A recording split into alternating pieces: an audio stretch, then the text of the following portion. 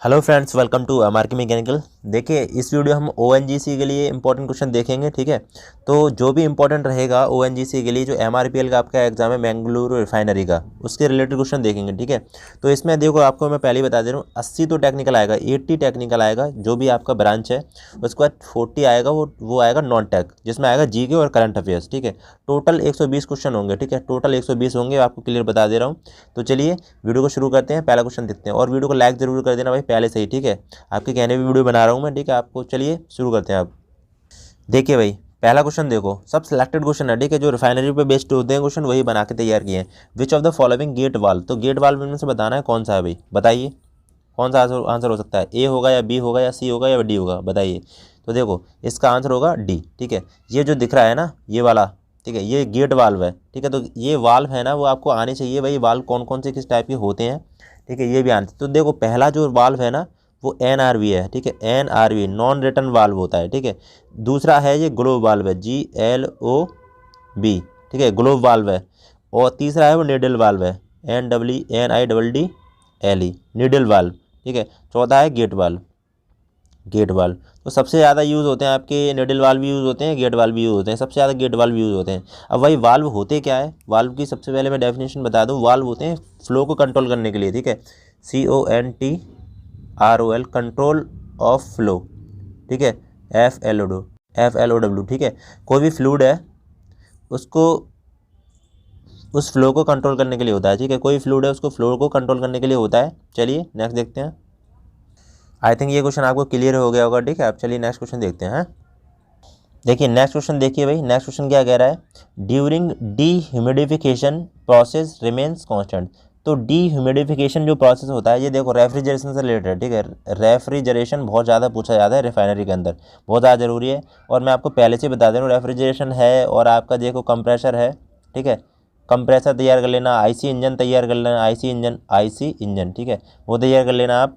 और बॉयलर है। ठीक है, और उसका हीट एक्सचेंजर, इस टाइप के क्वेश्चन ज़्यादा पूछे जाते हैं, तो उसी पे बेस्ड है ये। देखो, during dehumidification process remains constant. तो देखो, डीह्यूमिडिफिकेशन होता है, उसमें क्या कांस्टेंट रहता है बताइए।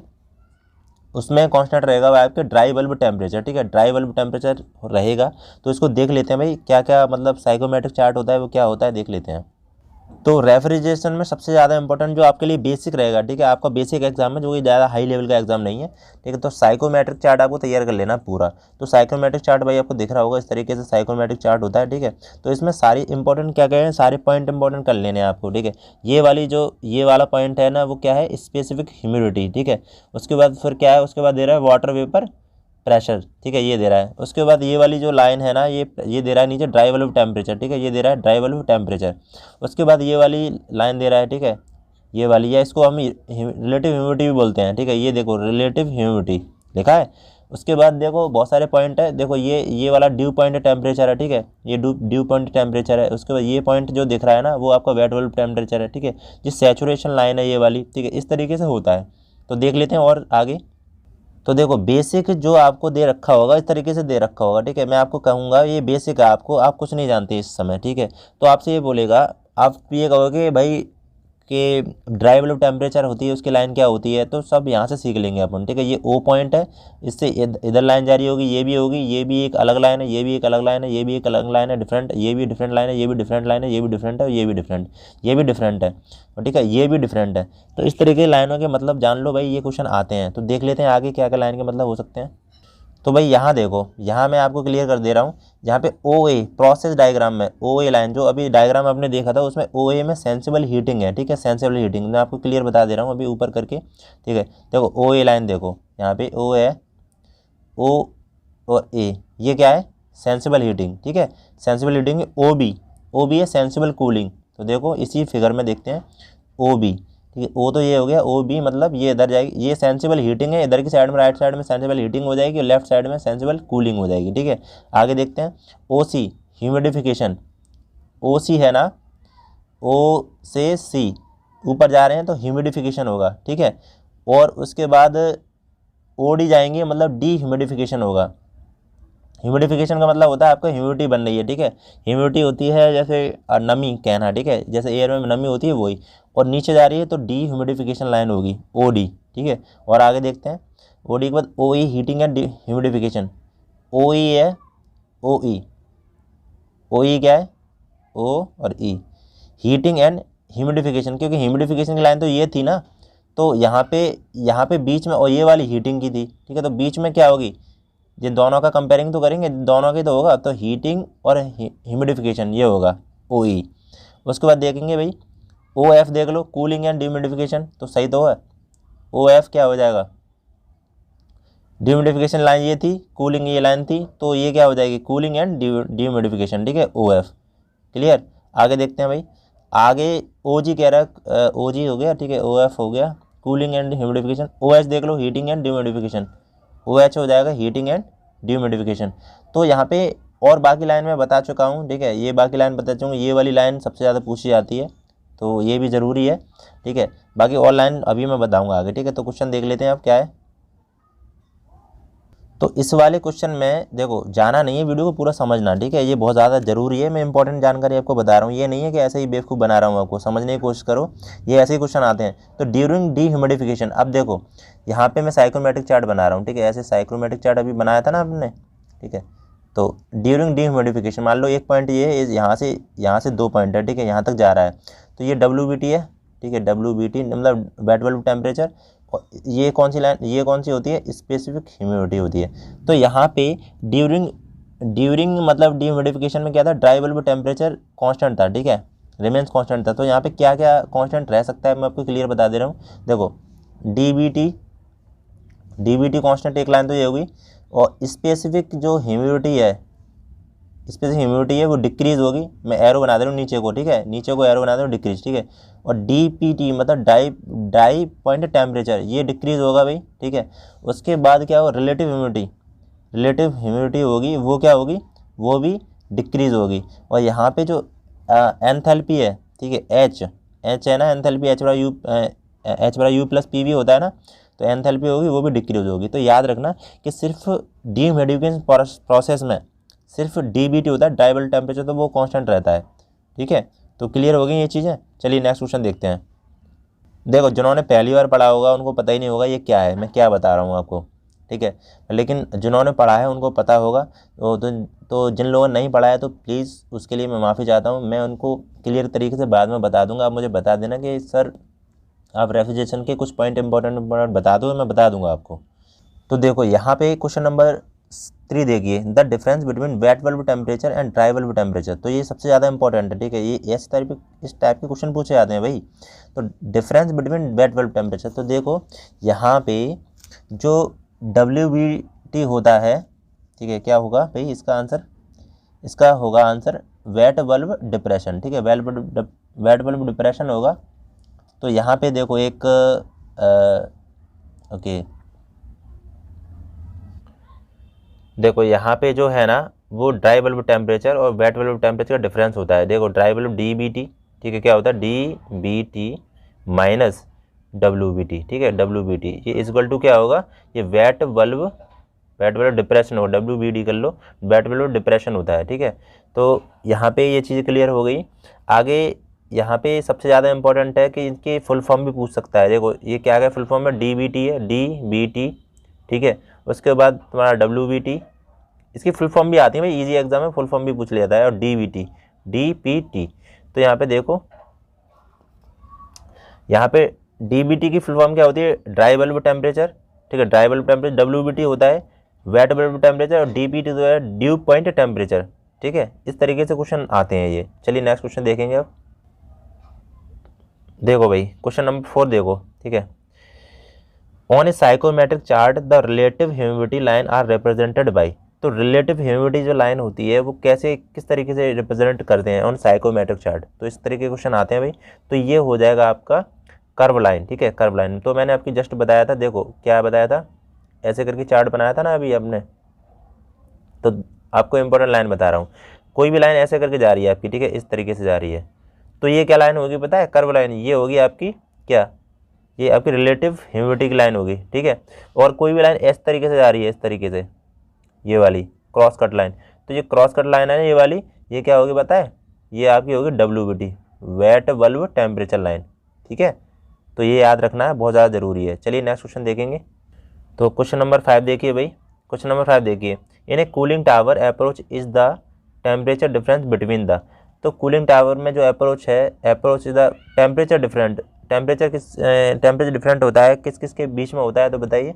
इसका आंसर होगा cold outlet water and wet bulb temperature, ठीक है। तो सी आंसर इसका हो जाएगा। चलिए नेक्स्ट क्वेश्चन देखेंगे अब। तो भाई देखो क्वेश्चन नंबर 6 देखो, जल्दी जल्दी देखते हैं क्वेश्चन, ठीक है। In the shell and tube heat exchanger floating heat is use for. तो shell and tube heat exchanger होता है, उसमें फ्लोटिंग हीट होती है, वो किस लिए यूज़ की जाती है, बताइए क्या आंसर होगा। तो देखो इसका आंसर होगा लार्ज टेम्परेचर डिफरेंस, ठीक है, लार्ज टेम्परेचर डिफरेंस, इसका बी आंसर उसका हो जाएगा। नेक्स्ट क्वेश्चन देखेंगे। देखिए ये आपका फ्लूइड मैकेनिक्स से रिलेटेड भी क्वेश्चन आ सकते हैं, ठीक है। तो देखो भाई, in Bernoulli equation P upon rho G V square upon 2g और plus Z each term represented. तो ईच टर्म क्या रिप्रेजेंट करते हैं, बताइए बताइए भाई, क्या रिप्रेजेंट करेंगे। ईच टर्म होंगे ये वाले, वो क्या करेंगे, तो total energy per unit weight होगा, ठीक है। क्या होगा, total energy per unit weight, ठीक है। तो ये हो जाएगा इसका आंसर सी। बाकी देखो ये आपकी बर्नौली इक्वेशन है, ठीक है। इसमें पी अपॉन रो जी है ना, जेड होता है क्या पता है, डेटम हेड होता है, डेटम होता है, और V square upon T G velocity head होता है, और पी अपॉन रो जी आपका प्रेशर हेड होता है, ठीक है। ये भी कुछ अलग अलग टर्म्स आते हैं, ठीक है। चलिए नेक्स्ट क्वेश्चन देखेंगे अब। तो देखो भाई, which of the following test also called micro hardness test, ठीक है। तो माइक्रो हार्डनेस जो टेस्ट होता है उसको क्या टेस्ट बोलेंगे भाई, वो होगा कनूप टेस्ट, ठीक है। अब देखो ये नया नाम सुना होगा आपने, तो इसको क्या करना है आपको, देखो कनूप टेस्ट लिखा है ना, KNOOP, कनूप टेस्ट। इसको आपको गूगल पे जाके सर्च करना है और डिटेल पूरी जानकारी लेनी है, ठीक है। तो ये भी बहुत ज़्यादा ज़रूरी होती है, कुछ चीज़ें अपने आप भी देख सकते हो, ठीक है। हर चीज़ कोई इंसान नहीं बता पाता है, ठीक है। या नहीं बताने का मतलब ये है कि देखो अभी मैं कंटेंट अभी आपको मैं बना के दिखा तो दूँ, कोई दिक्कत नहीं है, लेकिन आपको बहुत ज़्यादा प्रैक्टिकली समझना पड़ेगा उसको। तो आप गूगल पे जाके खुद पढ़ सकते हो अच्छी तरीके से, ठीक है। प्रैक्टिकल तो मैं नहीं दिखा पाऊँगा, मेरे पास तो टेस्ट की कोई भी चीज़ है नहीं, ठीक है, आप जानते होंगे। चलिए नेक्स्ट देखते हैं।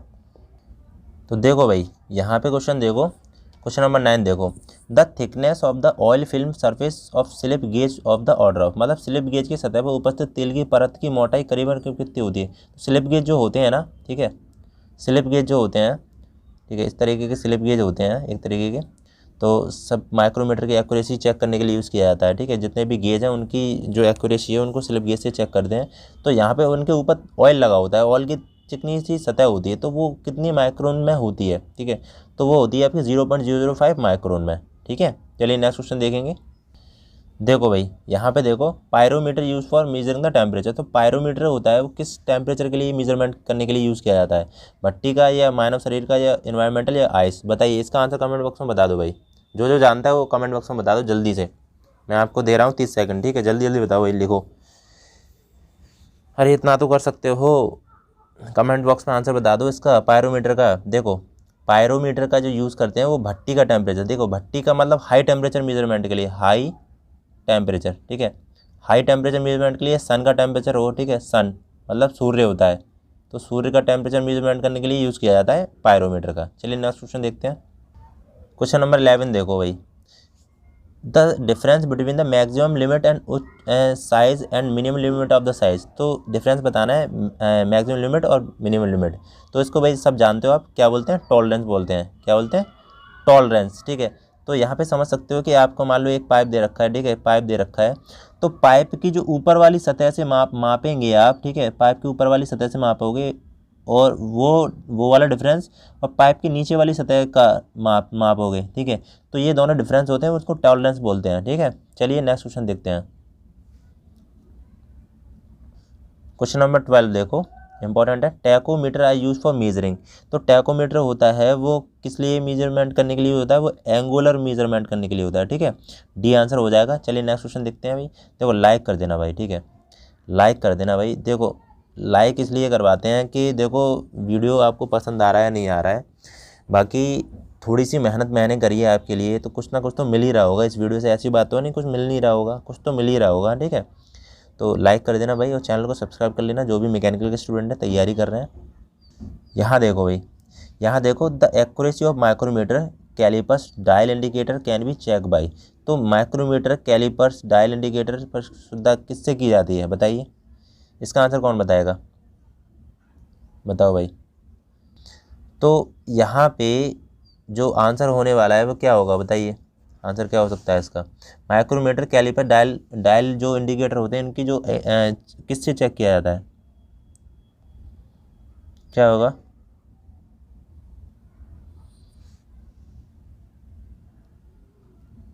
तो मैंने अभी जस्ट आपको थोड़ी देर पहले बताया स्लिप गेज होते हैं, ठीक है, स्लिप गेज होते हैं। अब ये बताओ, ये फिगर में जो गेज दिख रहा है वो क्या है, ये बताओ। देखो मेरी बात सुन लो पहले। द एक्यूरेसी ऑफ माइक्रोमीटर, जितने भी माइक्रोमीटर हैं, कैलिपर्स हैं, डायल इंडिकेटर हैं, उनको चेक करने के लिए स्लिप गेज का यूज़ किया जाता है, ठीक है, पहली बात तो ये क्लियर होगी। लेकिन जो फिगर दे रखा है ये वाला, ये कौन सा आपका गेज है बताइए। फिलर गेज है या फिर रिंग गेज है या प्लग गेज है, इन तीनों में से आंसर बताना मुझे कमेंट बॉक्स में। तो कैसे बताना है, 13 डॉट डाल के जो भी आपका आंसर है वो आपको बता देना है, ठीक है, ये काम करना है। और इतना आप जानते हो तो आप पढ़ रहे हो, ठीक है, मैं आपको क्लियर बता दे रहा हूँ, नहीं जानते तो फिर थोड़ा सीखो। आगे देखते हैं। देखो भाई यहाँ पे ये क्वेश्चन कह रहा है, क्या कह रहा है भाई, देखो orthogonal cutting system also called is, तो ऑल्सो ऑर्थोगोनल जो कटिंग होती है वो क्या होती है बताइए, इसका आंसर बता सकते हो, बताओ। 1 डायमेंशनल होगी या 2 डायमेंशनल होगी या 3 डायमेंशनल होगी या नॉन ऑफ दीज होगा, बताओ जल्दी बताओ भाई। तो देखो ऑर्थोगोनल जो कटिंग होती है वो 2 डायमेंशनल कटिंग होती है, ठीक है, 2 डायमेंशनल कटिंग होती है। और एक और बात बता दे रहा हूँ, और जो फीड विल जो होता है ना, मैं आपको बता दूं एट 90 डिग्री पे होती है, इसकी जो कटिंग होती है वो 90 डिग्री पे होती है, ठीक है, 90 डिग्री पे होती है। जैसे स्विंग ऑपरेशन है, ब्रॉचिंग ऑपरेशन है, ठीक है, स्लॉटिंग है, और लेथ पे जितने भी लेथ पे कटिंग ऑन लेथ, ठीक है, ये होते हैं आपके ऑर्थोगोनल कटिंग में। तो ऑर्थोगोनल कटिंग का मतलब भी मैं आपको बता दे रहा हूँ थोड़ा सा फिगर बना के, ठीक है, मैं दोनों चीज़ आपको बताऊँगा, डोंट वरी, ठीक है। ये आपका जैसे मान लो कोई भी ये कटिंग टूल है, ये कटिंग टूल है, तो ये ऑर्थोगोनल कटिंग है। अब यहाँ पे ये सीधा सीधा ऐसे करके सीधा सीधा 90 डिग्री पे कट रहा है, ठीक है, 90 डिग्री पे कट रहा है, तो मतलब 2 डायमेंशनल होगी। अब एक कटिंग आती है ऑब्लिक कटिंग, ठीक है, OBLIQUE, oblique cutting, oblique cutting आती है। तो यहाँ पे जो ऑब्लिक कटिंग आती है वो कैसी कटिंग होती है, मैं आपको वो भी क्लियर करके बता दे रहा हूँ। ऑब्लिक कटिंग 3 डायमेंशनल कटिंग भी बोलते हैं, ठीक है। तो ऑब्लिक कटिंग में 3 डायमेंशनल कटिंग होती है, देखो इस तरीके से। तो यहाँ पे थोड़ा सा देखो इस तरीके से है, समझ लो, ठीक है, समझ लो, एक बार समझ जाओगे तो कोई दिक्कत नहीं होगी। ये क्या है आपकी 3 डायमेंशनल कटिंग भी बोलते हैं, ठीक है। ये इसका जो एंगल होता है वो लेस देन 90 डिग्री होता है, ठीक है, 90 डिग्री से एंगल से कम कटिंग होती है ये। तो देखो ये तो 90 डिग्री हो गई, मैं लेकिन फिर से ये ऐसे करके आ रही है, इट मीन्स 3 डायमेंशनल हो गई, ठीक है। 3 डायमेंशनल का मतलब एक्स वाई डायरेक्शन में और जेड डायरेक्शन में भी कटेगा, ठीक है। इतनी बात क्लियर होगी, कोई दिक्कत नहीं। और ये जो कटिंग होती है आपकी जैसे मिलिंग कटर है, ठीक है, और उस पर की जाती है, ठीक है, मिलिंग कटर पे कर सकते हैं आप, ड्रिल एंड प्लेन पे कर सकते हो, उस तरीके की होती हैं। चलिए बाकी कोई दिक्कत नहीं है, ठीक है। चलिए नेक्स्ट क्वेश्चन देखते हैं। तो भाई इस क्वेश्चन को देखो, यहाँ पे जो आपका कास्टिंग है उससे भी बहुत ज़्यादा क्वेश्चन आते हैं, आपको पहले ही बता दे रहा हूँ। Permeability number is the measure of, तो permeability number is the measure of कैसे करेंगे, ये क्या होता है भाई, ये आपका है air flow rate through the sand, ठीक है। देखो जब भी कोई सैंड है आपकी, ठीक है, मैं आपको सैंड बना के दिखा दे रहा हूँ थोड़ा सा, ठीक है, समझ जाओगे आप। ये कोई सैंड है, ठीक है, ये कोई सैंड है। परमेबिलिटी का मतलब होता है भाई कि यहाँ से जो आपकी गैसेज हैं इसके अंदर से आपकी बाहर यहाँ पे जो भाई कोई भी हॉट गैसेज हैं, ठीक है, हॉट गैसेज तो इनके अंदर से आपके बाहर निकलेंगी या नहीं निकलेंगी, ठीक है। परमेबिलिटी का मतलब ये निकल रही है गैसें, ठीक है। पारगम्यता संख्या, ये तो अलग अलग नंबर है, परमेबिलिटी से रिलेटेड है। तो यहाँ पे air flow rate through the sand, तो एयर जो फ्लो होती है इस सैंड के अंदर से वही परमेबिलिटी होती है, ठीक है। गर्म गैस होंगी भाई, गर्म गैस होंगी, जहाँ पे भाई बालू है आपकी, मान लो तो बालू गर्म है, तो गर्म गैस में आपकी गैस निकलेगी क्या, नहीं, ठीक है, समझ गए। चलिए नेक्स्ट क्वेश्चन देखेंगे अब। भाई ये क्वेश्चन देखो, ये इंपॉर्टेंट है। एक getting ratio is ABC, what is a signify, तो कोई भी गेटिंग रेशियो है, ठीक है, उसमें ABC दे रहा है आपको, A ratio, B ratio, C, तो इसका मतलब क्या है, A का मतलब क्या है, B का मतलब क्या है, C का मतलब, तो आप तीनों बता दे रहा हूँ। पहले A का मतलब बता दे रहा हूँ। A का मतलब क्या होता है अभी, A का मतलब आपको हो जाएगा स्प्रू एरिया, ठीक है, स्प्रू एरिया हो जाएगा। बाकी देखो A का मतलब, B का मतलब और C का मतलब, ये होगा स्प्रू एरिया, ठीक है। और B का मतलब होगा आपका रनर, RUNN या रनर हो जाएगा। और C का मतलब होगा आपका गेट, ठीक है, क्या हो जाएगा, गेट, इन गेट एरिया, तो गेट का एरिया हो जाएगा। तो ABC इस तरीके से आप कुछ भी पूछ सकते हो, बता सकते हो। चलिए नेक्स्ट क्वेश्चन देखते हैं। यहाँ देखो भाई क्वेश्चन देखो, वेल्ड स्पैटर इज क्या है? तो वेल्ड स्पैटर होता है आपका वेल्डिंग डिफेक्ट होता है, ठीक है, वेल्डिंग डिफेक्ट होता है। तो देखो मैं आपको क्लियर बता दे रहा हूँ, आपका जैसे मान लो कोई भी वेल्डिंग कर रहे हो आप, ठीक है, मान लो इस तरीके से वेल्डिंग कर रहे हो, ये वेल्डिंग कर रहे हो, आपका इलेक्ट्रोड है, ठीक है, मैं इलेक्ट्रोड ऐसे बना दे रहा हूँ सिंपली, ये वेल्डिंग कर रहे हो। पर लेकिन अब ये आपका ये वाला क्या होता है, ये बेस मेटल होता है, ठीक है, बेस मेटल होता है। तो यहाँ पे जब वेल्डिंग कर रहे हो तो यहाँ पे डॉट प्लेट ऐसे बन जाती हैं, ठीक है, यहाँ पे गिर जाता है ऐसे करके, यहाँ पे बेस मेटल पे इस तरीके से, इनको ही हम वेल्ड स्पैटर बोलते हैं, ठीक है। छोटी छोटी बूंदें बन जाती हैं ना, देखा होगा आपने मेटल की, तो उसको ही वेल्ड स्पैटर बोलते हैं। ये एक डिफेक्ट होता है। क्लियर? चलो नेक्स्ट क्वेश्चन देखते हैं आप। क्वेश्चन नंबर 18 देखिए भाई, क्वेश्चन नंबर 18 क्या है? A cylinder section having no joint. याद रखना कि किसी में अगर कोई भी सिलेंडर है, ठीक है, जैसे मान लो ये सिलेंडर है, कोई भी जॉइंट नहीं है इसमें, कोई भी यहाँ पे कोई भी जॉइंट नहीं है, तो इसको क्या बोलेंगे? सीमलेस सेक्शन बोलेंगे, ठीक है, सीमलेस सेक्शन बोलेंगे। चलिए क्लियर हुआ, नेक्स्ट क्वेश्चन देखते हैं।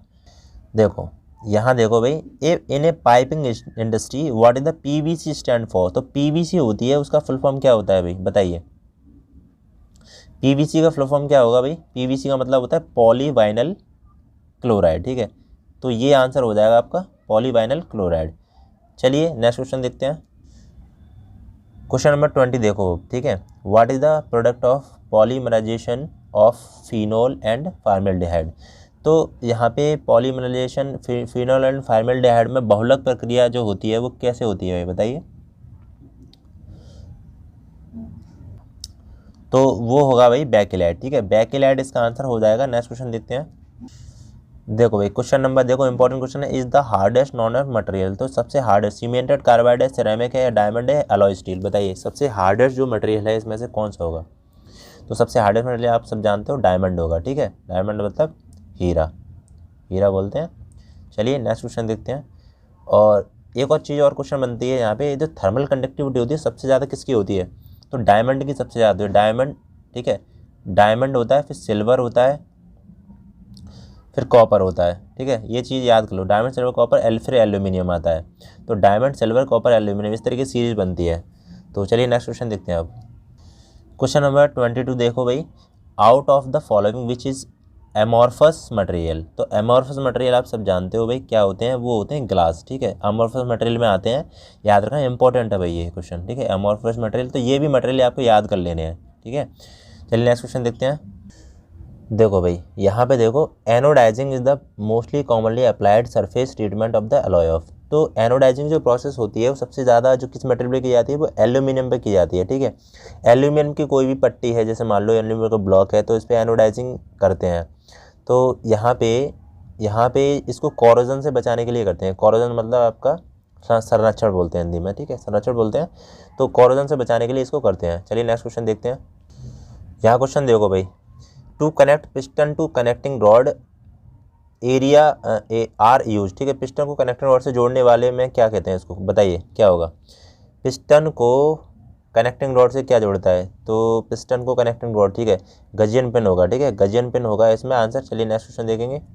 तो भाई वीडियो में इतने ही क्वेश्चन थे, ठीक है, बाकी आपको वीडियो को लाइक कर देना है। और देखो एक बात बता दूं, जो भी आपका MRPL को एग्जाम देने जा रहे हैं वो टॉप 101 वाला क्वेश्चन देख लो। मैंने ये सिलेक्टेड क्वेश्चन बनाया है, ठीक है, सिलेक्टेड क्वेश्चन है, पूरा 101 क्वेश्चन नहीं, 101 क्वेश्चन है। तो सबसे ज़्यादा एग्जाम में आने वाले क्वेश्चन आपको क्या करना है, प्लेलिस्ट में जाना है, वहाँ पर देख लेना, या फिर इसके नीचे जाके 101 क्वेश्चन ऐसे कर रखा होगा मोस्ट इंपॉर्टेंट, तो उसकी लिंक दे रखी हो, वहाँ से देख लेना आप, ठीक है। बाकी आपको क्या करना है, PDF अगर आप चाहते हो, वीडियो की कोई भी PDF चाहते हो, तो मैकेनिकल इंजीनियरिंग आपका जो भी स्टूडेंट है तो सब्सक्राइब कर लेना पहले तो चैनल को। और जो भी क्या करना है, आपको टेलीग्राम ग्रुप पे जाना है, ठीक है, टेलीग्राम की ग्रुप की लिंक है वो डिस्क्रिप्शन बॉक्स में दे रखी है, वहाँ पे आपको जाकर ज्वाइन कर लेना है। तो वहाँ पे बहुत सारी PDF अवेलेबल है, IUCL की, ठीक है, IUCL और बहुत सारी मतलब PDF अपलोड कर रखी है। आप जितने वीडियो बनाता हूँ वहाँ पे PDF अपलोड कर देता हूँ, ठीक है। तो चलिए नेक्स्ट वीडियो मिलते हैं। जय हिंद, जय भारत।